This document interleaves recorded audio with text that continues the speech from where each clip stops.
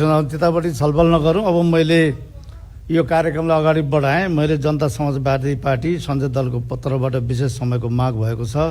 उक्त समय बोल्न माननीय निर्मला लिम्बुलाई म समय दिन्छु। समय 10 मिनट।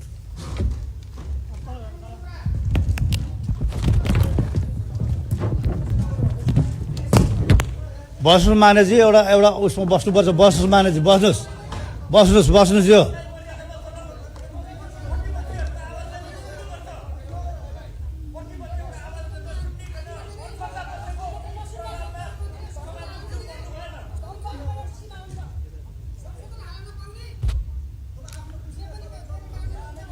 संशोधन हाल्न रोकेको छैन मानेजी। यहाँले संशोधनै ल्याउनु